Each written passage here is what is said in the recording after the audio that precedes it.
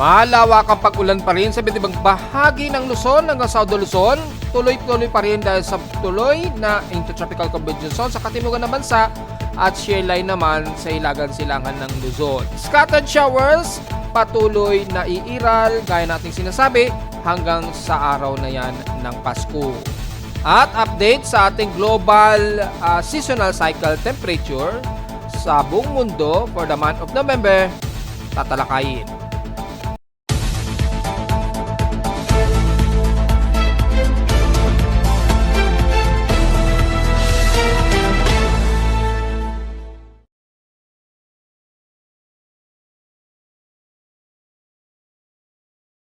Hello, good morning mga folks. Welcome po muli sa ating Daily Weather Bulletin at Analysis para sa araw ng Sabado, December 20, 2025. Ang oras sa ating boss may umaga ay alas 11:31 na ng umaga. Apat na araw na lang bago ang disperas ng Pasko o araw ng Pasko mismo, pagpasok ng alas 12 ng hating gabi ng Abete 4. Since December 20 na po tayo, so marami na pong nagsisipag-uwian, asahan po ang traffic. Kaya sa mga may mga bakasyon na po ay kung maaari, kung uuwi kayo sa inyong mga lalawigan o probinsya ay agahan nyo na po ang pag-booking para maiwasan natin ang sobrang traffic. At since may in-implement ang ating gobyerno ata na binagbawal muna yata ang mall-wide sales, pero hindi pa rin maiibsan po ang traffic, lalo na may marami tayong mga biyahero na uuwi-iwi ngayon sa iba't ibang mga probinsya at lalawigan sa iba't ibang bahagi ng bansa, lalo na dyan sa EDSA, sa northbound at southbound. Asahan na po ang pagdalas ng traffic. Yan, so since karamihan na ata ay wala nang pasok, bakasyon na ata. Correct me if I'm wrong, may mga iba na lang siguro, mga sa darating pa siguro na Lunes o Martes, depende. Pero mga typically Christmas parties na lang yan ng mga kumpanya. Pero sa mga eskwelahan na ata ay tapos na ata, bakasyon na ata sa mga estudyante. Pero ang ating lagay ng panahon ay wala pong bakasyon. Patuloy pa rin na magpapaulan sa iba't ibang bahagi pa rin ng bansa, kabilang na ang silangan ng parte ng bansa, especially sa northeastern Luzon, hanggang dyan sa katimugan nga po dahil sa tuloy-tuloy na dalawang weather systems natin na very obvious tuwing Disyembre po yan nagaganap. At makikita natin sa Doppler radar imagery ang makapal na tubig ulan na ito na natatanaw natin sa Doppler radar. Yan, makikita natin yung animation. Isang Doppler radar ang yata ang gumagana na naman. Double check natin. Mukhang gumagana ngayon ang Cebu Doppler radar. Correct me if I'm wrong kung sa Cebu ito or bandang dito sa may bandang Iloilo ang gumagana. Yan, kung titingnan natin yung bilog, yung circle range, parang nandito yan sa may bandang Iloilo, yung isang Doppler radar ngayon ang gumagana so far. Sa bandang Bicol region naman, yung patuloy na aktibo na Doppler radar imagery, makikita po natin ang makapal na kaulapan nito na may dalang malawakang ulan. Yan, so makikita natin ang animation, naglo-load po yung pinaka-frames ng animation. Ayan, makikita po natin ay malawakan ng heavy rain showers dito sa silangang parte ng Luzon, kabilang na ang Aurora region. Quezon province, inaasahan na umuulan-ulan na ngayon sa baba ng Laguna mula pa kanina o kagabi hanggang dyan sa may bandang Camarines Norte at ibang parte ng Bicol region, kabilang na ang bandang Legazpi at Catanduanes. So ilang parte pa rin ng Surigao del Sur sa may bandang Camarines Sur, yan, parteng Naga. Pero ang concentration ng ulan, makikita po natin, malawakan ang heavy rains na makikita natin sa Polillo Island hanggang dyan na yan sa hilagang parte ng Cagayan Valley ay nakakita natin ang malawakan na kalat-kalat na pag-ulan. Kaya sa Metro Manila mula kagabi ay nagkaroon tayo ng mga biglaang buhos ng ulan, mga hating gabi na siguro yun, umulan pa. Dahil pa rin sa extension nga po ng trough ng shear line na asahan natin magpapang-abot yan dito sa parte ng Metro Manila. Kasabay pa rin na maginaw na malamig na hangin, dulot ng tuloy-tuloy na talaga na amihan. At bukas po ang pinaka peak ng ating amihan o yung pinaka winter solstice natin. Mga bukas na po yan, double check natin. Yan, ang pinaka peak, maximum peak na po ng ating amihan ay bukas po. Oras natin sa Pilipinas ay mga bukas po ng gabi, 11:04 PM po yan. So, December 20 ngayon. So, bukas, December 21 pa po ng alas 11:04 pa ng gabi, maximum peak ng ating amihan na po o yung winter solstice. Ito po yung oras eksakto na pinakamahaba na po na gabi sa bansa natin ngayong taon. Yan. Pagsapit po ng bukas po ng 11:04 PM, yan na po yung pinakamahaba o maximum peak ng pinakamahabang gabi sa bansa. Yan. Pinakamahabang gabi na po yan kumpara sa umaga. Then, after nyan ay simula na ang unti-unting descending ng ating amihan season na o yung dahan-dahan na pagbaba ng peak ng ating amihan hanggang sa susunod na taon na po yan hanggang bandang February na kung saan ay magpapalit na ng klima na naman. Papunta na naman tayo sa tag-init sa susunod na taon. So, tuloy-tuloy lang yan. Paulit-ulit lang po yung ganyang sistema, yung klima natin. So, asahan po natin na tuloy-tuloy din ang ginaw. Usually, ang pinakamalamig na mas mararamdaman pa natin, usually mga next month. Yung talagang pinakamaginaw na temperatura na umaabot talaga ng halos 22 degrees Celsius dito sa Metro Manila. Na pinakamababa na maire-record natin dito sa Metro Manila, kagaya last year. So sa thunderstorm advisory, base sa announcement advisory, data feed ni Pag-asa, dito sa Visayas ay nakataas ang ilang parte nga po ng Quezon at Kalayaan Group of Island, Nara. So mostly Palawan yan. Well, 1 to 2 hours ang effectivity peak. At sa ulan naman, sa Mindanao, well, as usual po, tuloy-tuloy pa rin ang ITCC natin at TRAF dahil nga po dun sa binabantay natin na almost mag-invest, low pressure area siya, pero nanatili na lamang ito sa pinaka-surface na lamang embedded ng intertropical convergence zone. So, nakataas ngayon ang pag-ulan daw sa Basilan, Sulu o most of Zamboanga region. So, mula Zamboanga del Norte niyan, Sibuga, yan, kasama na po yan ha. At ilang parte ng Misamis Oriental, South Cotabato, Sarangani, yan, most of west sections ng Mindanao. Yan. At sa Northern Luzon naman ay ang persisting din, halos pare-pareho. Mga 2 to 3 hours ang persisting. Ganon din sa may banang Northern Luzon, kabilang na ang Isabela, very obvious na po yan. Aurora region, lagi na po yan dahil nga po sa ating shear line. So, area na yan ay alam nyo na po na since ilang araw na po na nakakaroon ng pag-ulan dyan sa bahagi nga po ng Cagayan Valley, kabilang na ang Isabela at Aurora region nga po. Pababa na yan ng bandang Bicol region area. So, expected po ang mga kalat-kat na pag-ulan, magdala po ng payong lalo na sa mga bumibiyahe ngayon dahil asahan madalas ang patak o buhos ng ulan. Sa ating current conditions overcast, gloomy pa rin tayo, haze at maulan ang umiiral ngayon sa amin sa Caloocan mula pa kagabi. At sa ating 3 araw na forecast and storm predictions ay maulan talaga ang ating aasahan yan. Mga partially cloudy at mga biglaang patak ng ulan isolated. Makikita po natin sa dashboard ay meron kaming total of 8.7 mm na total rainfall dahil umulan po sa amin mga madaling araw. Well, malalaman natin yan ang eksaktong oras yan base sa ating weather trend graph, sorry. Yan. So, dito nyo po makikita para sa, bawa, tulog po ang inyong lingkod at hindi ko nakita kung anong eksaktong oras, nalalaman ko po dito kung anong oras siya umulan. So, mula kagabi ay 12:29 nagsimula pong umulan dito sa amin sa Caloocan. Nag 1.3 mm po ito, 12:29 ng madaling araw. At nag-highest ang precipitation speed nito. So, medyo nag-heavy rain siya ng 45 mm. Then, agad din itong humina.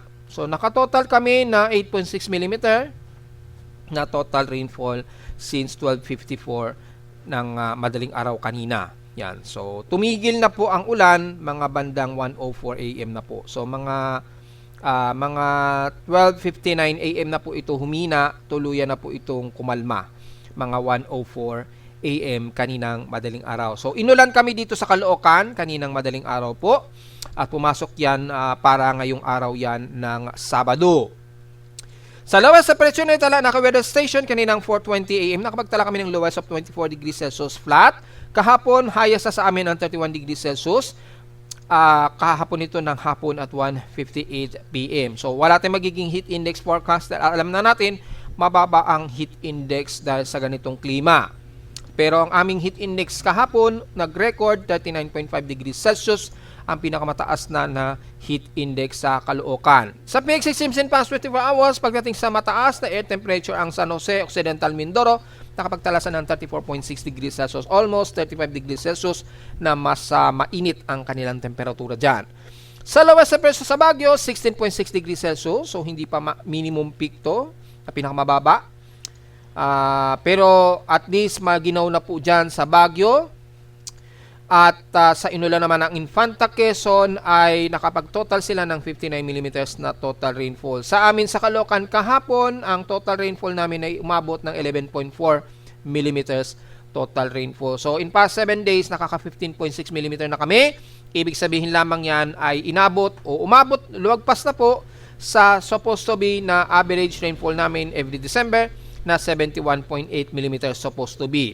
Dahil umabot sa total of 79.5 mm at maaari pang madagdagan yan sa total rainfall namin for the month of December 2025. Ito po yun, December total rainfall. Ayan. Yan yung total rainfall ngayon namin sa Caloocan for the month of December base sa records o reading ng aking weather station o personal weather station mismo sa Caloocan. Outside humidity 81% ang total outside humidity. Mataas po ang concentration natin. 3% itong binabaan since last hour. So supposed to be mga around 84%, pero mataas pa rin 'yan. Bahagyang bumababa ang ating atmospheric pressure, 1,008 hectopascals. Medyo namimiligrong magkaroon tayo ng mga sunod-sunod na localized thunderstorms. And steady ito since last hour. So, alis na lamang sa mga kababayan natin. Minimum low pa rin po tayo. Low tide tayo. So, mababa ang sea level pero mataas pa rin ang ating alon. Obviously, doon sa binabanggit natin sa Northern Luzon, kung saan malakas po ang ating daloy ng amihan. At sa silangan naman ng bansa ay yung daloy ng easterly trade wind naman na magbubunsod o mag-generate pa rin niya ng mga sea swelling, yung swell ng dagat. So, medyo ingat na lamang po lalo na't mga biyahero ngayon na tumatawid mula dyan sa may bandang Bicol region, patawid ng bandang Samar o bandang Leyte, yung mga nagro-roro dyan. So, medyo asahan natin na medyo maalog ang o ma-rough ang karagatan. So, sa mga sensitibong mga mahilig yung madaling mahilo sa biyahe ay uminom na po kayo ng kontrabiyahilo dahil medyo rough seas po ang aasahan natin. Sa ating air quality, 55 index, moderate po. So magmas po tayo lalo na sa mga bumibiyahe ngayon dahil ay mataas, medyo mataas ang ating air quality. Yung pollution level medyo hindi maganda. Moderate po ang ating air quality na 25.52 micrograms per cubic meter. Ang volume ng bad air quality. So magmas na lamang po. Sa ating almanak, sumikat ang haring araw kaninang 6:16 AM at lulubog po ito mamayang 5:31 PM.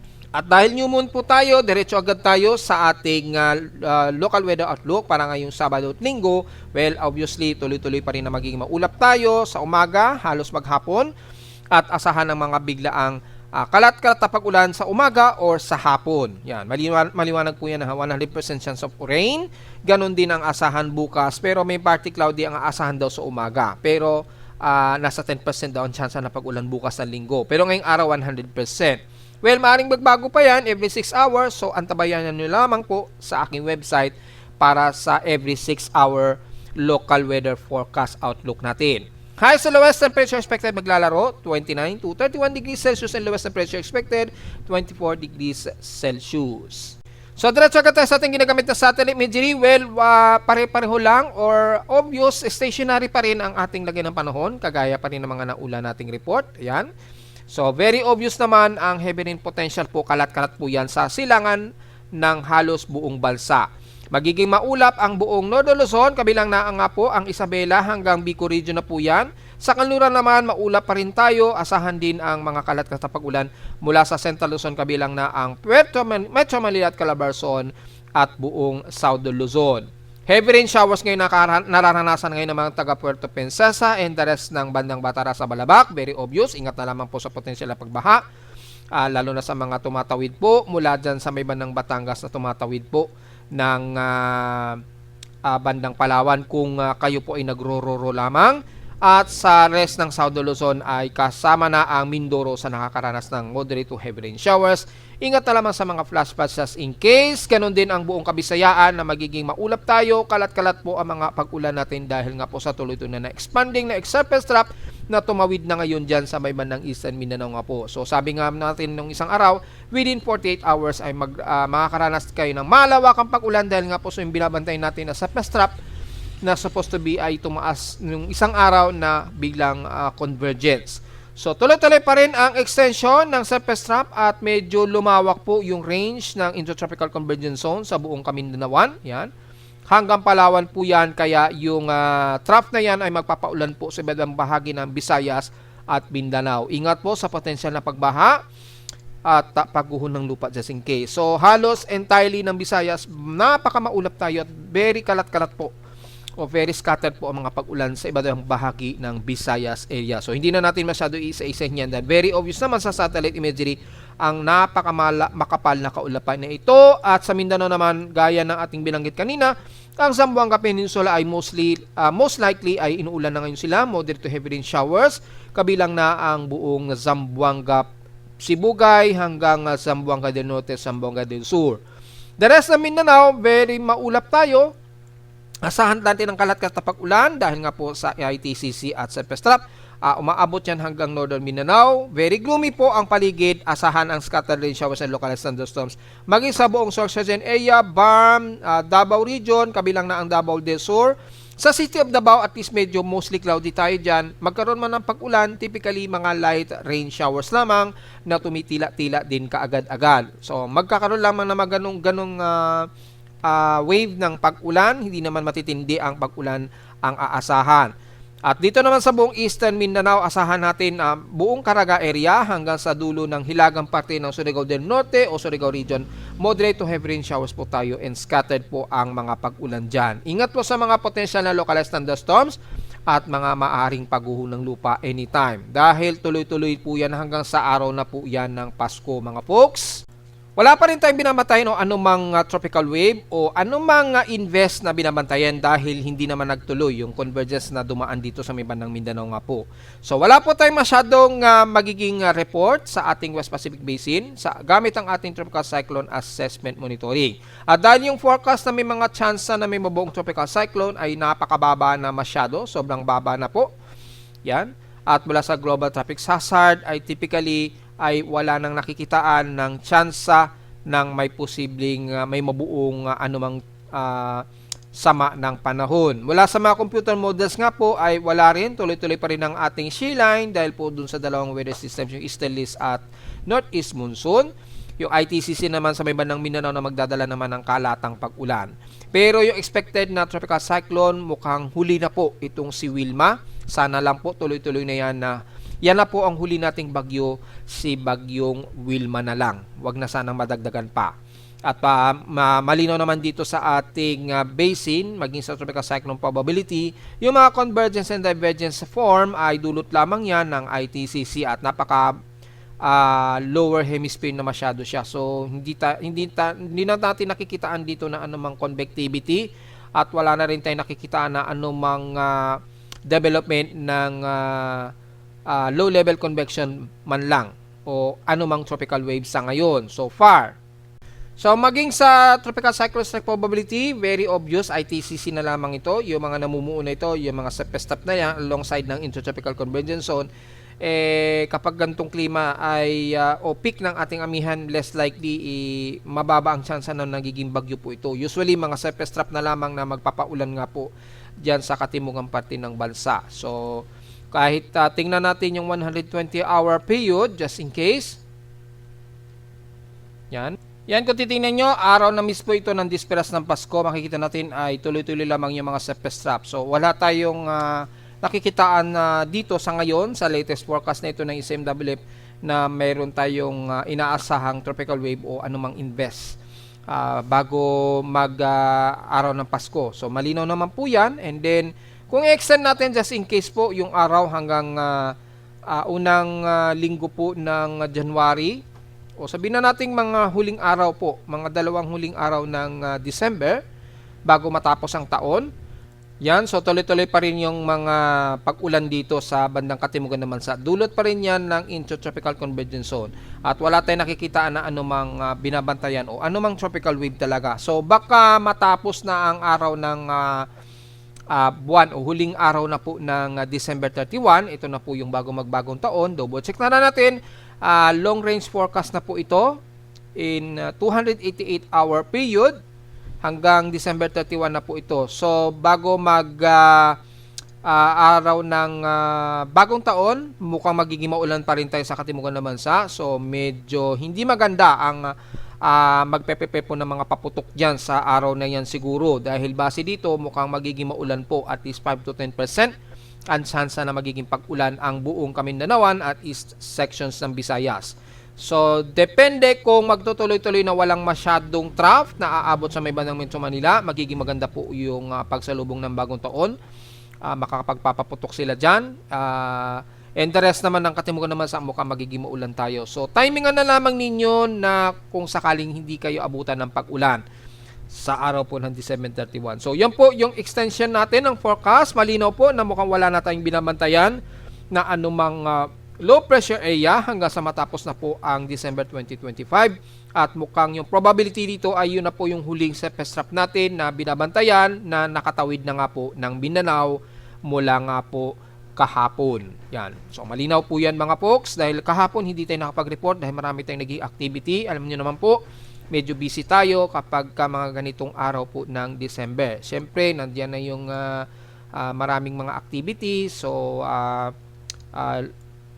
pumupunta po inyong lingkod, so kahapon hindi tayo nakapag-ulat. Pero kahapon halos pareho lang naman ng ating panahon gaya po ng isang araw. So nakapag-report tayo ngayon, katulad nga po ng sinasabi natin, ay magiging kapareho lamang ang lagay ng ating panahon. So wala tayong magiging komento dito mga folks. So sa ating global o monthly seasonal cycle natin for the month of November, sa latest output natin, makikita natin patuloy pa rin ang pagbaba ng global temperature. So mukhang good news ito mga folks dahil matatapos po ang taon na mukhang mababa ang ating temperatura. So, base na rin sa NOAA ay makikita natin na 1.4 degrees Celsius ang indication dito. So, mukhang good news po ito mga folks. Sana tuloy-tuloy na po ang pagbaba natin para hindi naman tayo magkaroon ng matinding greenhouse effect So, sana tuloy-tuloy lamang ito ng pagbaba. Sana mas bumaba pa yan, maging 1.3 pababa, sana. Kagaya ng mga nakarang taon o mga year 2020s, ganyan, mga 1.2 degrees Celsius. Sana pas bumaba po para hindi tayo umabot sa warning limit pa rin na kung saan nasa boiling point yan kung sakali sa susunod na 8 hanggang 10 taon. So, sana tuloy-tuloy po yan at mukhang medyo good news naman po ang ngayon maging sa Japan Meteorological Agency, yung monthly global temperature din, ayan, mababa, 0.5 degrees Celsius. Yung mga nakaraang taon po kasi umabot ng 0.7, 0.76, so mataas. At ngayong taon, at least mga 0.5 degrees Celsius ito. So, mas bumaba sa mga nakalipas na 2 taon. Ganon din sa Atlantic Data Centers, yan, kabilang na ang NOAA, ay ganon din ang kanilang monthly seasonal cycle na bahagya rin itong bumaba. Sana tuloy-tuloy po yan hanggang sa mga susunod pang mga taon para makarecover po yung ating mundo sa greenhouse effects o sobra-sobrang init dala nga po ng ating mga polusyon o yung emission nga po ng nakakasama nga po sa ating ozone at mga himpapawid.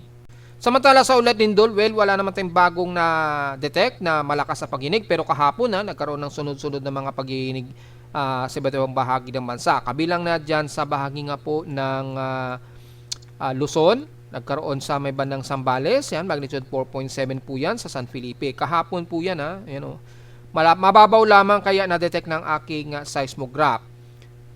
Ayan, so nagkaroon at least ng mga intensity 2 to intensity 3 sa paligid. Wala namang naitaas na tsunami warning, ay base na rin dun sa ating mga wave o yung sea level, hindi naman nagkaroon mula kahapon ng ripple na na-detect ng ating mga buoy monitoring dyan sa may bandang Subic Bay. Malinaw naman po. Dito naman sa may bandang Lubang naman, hopefully gumagana yung buoy. Yan, wala naman masyadong ripple, so normal po. baging sa pinaka Manila Bay natin ay wala naman pong naka-indicate ng ripple mula kahapon. So hindi naman ganun kaano yung lindol niya. At meron ding bagong magnitude 5, so meron tayong recorded na unang magnitude 5. Yan, kahapon din yan, mga 12:02 po yan na tanghali, dyan sa may bandang Surigao del Sur din. Magnitude 5 yan eksakto at epicentral depth napakababaw lang na 3 km ang lalim. Wala rin na inaasahang ripple, base na rin dito sa ating Seaboys sa Davao City, wala. Ewan ko dito sa may bandang Palau kung gumagana na po yung monitoring dito. Until na mukhang wala, si Malacao, Palau, so walang data na pumapasok. Kung titingnan natin sa may bandang Guam, wala naman ding nadetect na medyo ripple. Ayun, malakas lang ang alon, no. Yung ganyan kasi malakas na alon yan. So kasi dahil nga po sa malakas po yung easterly trade wind dyan, kaya yung swelling ng alon talaga malakas. Pero hindi yan dulot po ng minor tsunami, ha. Hindi po yan minor tsunami. So, yan. So, yun naman po ang ating latest ng ulat lindol. So far, meron na tayong mukhang isang magnitude 5.0 for the month of December.